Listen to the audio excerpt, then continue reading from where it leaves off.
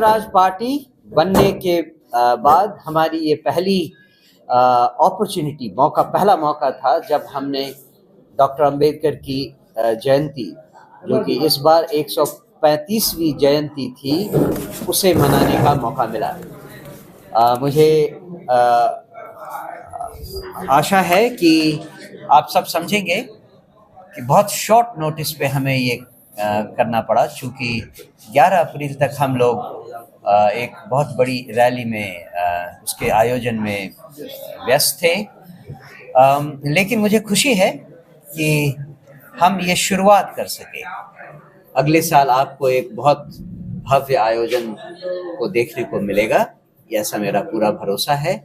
मैं एक बार पुनः आपके माध्यम से बिहार की समस्त जनता को बाबा साहब भीमराव अंबेडकर की 135वीं जयंती की मुबारकबाद देता हूं और आपके माध्यम से ये कहना चाहता हूं कि उनकी जो नीतियां थी उनमें शिक्षा सर्वोपरि थी और सरकारों को ये निर्देश था कि शिक्षा पर सबसे ज्यादा ध्यान दिया जाए। जो मैंने मंच से कहा था वो मैं आपके सामने फिर दोहराना चाहूँगा कि रिजर्वेशन की पॉलिसी के पीछे केवल एक ही एम था कि हमारे दलितों को कितनी जल्दी शिक्षा का समान अधिकार दिया जा सके, जिसके बाद उनको आरक्षण की जरूरत ना पड़े।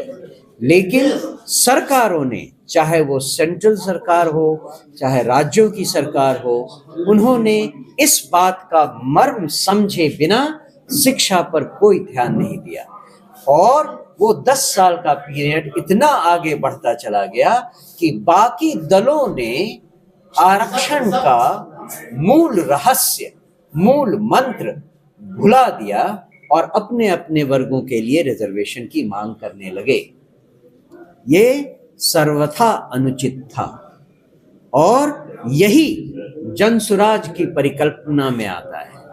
हमारी परिकल्पना में जो सबसे पहली बात आती है वो है समान विश्व स्तरीय शिक्षा सभी वर्गों के लिए, चाहे वो किसी गांव में रहने वाला दलित हो या किसी झुग्गी झोपड़ी में रहने वाला कोई और बच्चा हो।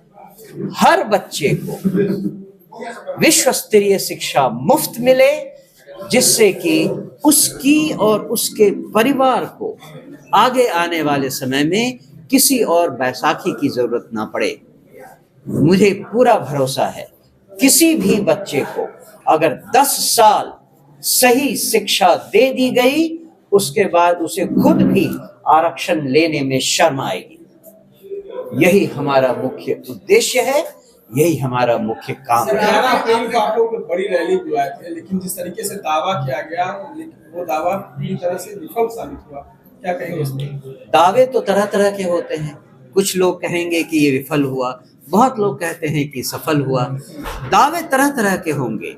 हमारा एक मेन एम था गांधी मैदान में आकर अपने लोगों को बुलाना और उनके साथ बातचीत करना। उस बातचीत में हम पूरी तरह सफल हुए। जहां हमें सफलता नहीं मिली उसको हम आगे भरपाई करेंगे। जैसा प्रशांत जी ने कहा है, वो हमारे लोग हमसे नहीं मिल पाए तो हम लोगों से मिलने जाएंगे, उसकी भरपाई हो। मनोज जी, एनडीए और इंडी गठबंधन में होड़ मची है कि अंबेडकर मेरे हैं, अंबेडकर मेरे हैं, अंबेडकर मेरे हैं कि तेरे हैं। जनसुराज के कितने हैं? अंबेडकर न तो आरजेडी के थे, न एनडीए के थे, न ही वो जनसुराज के रहेंगे। वो जनता के हैं और जनसुराज जनता का राज लाने वाला है।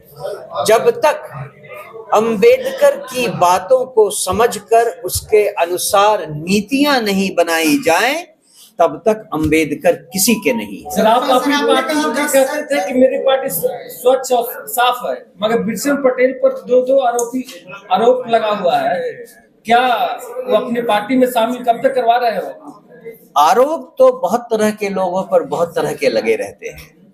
क्या उसके कारण उस आदमी के पुराने कार्यों की अनदेखी की जाए?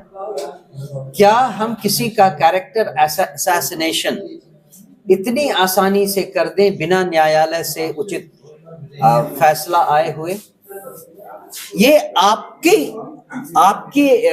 विवेक पर निर्भर करता है कि आप किस बात पर भरोसा करें। मनोज सर, बगल के देश बांग्लादेश में आज 8 साल से आरक्षण नहीं है। दूसरी बात, आपने अभी बात कही कि ऐसी शिक्षा बच्चों को दी जाएगी कि उनको आरक्षण लेने में शर्म आए।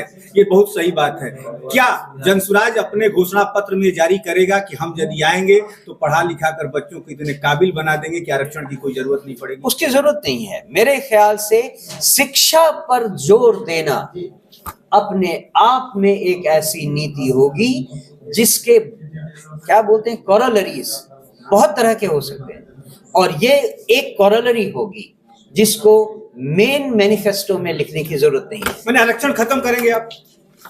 कालांतर में उसका यूज देखा जाएगा कि आरक्षण, तरह तरह के आरक्षण आजकल हैं, वो आरक्षण की जरूरत है या नहीं है, ये समय तय करेगा। और समय की अपनी ताकत होती है, उस ताकत का इस्तेमाल जनसुराज पार्टी जनता के साथ मिलकर जरूर करेगी।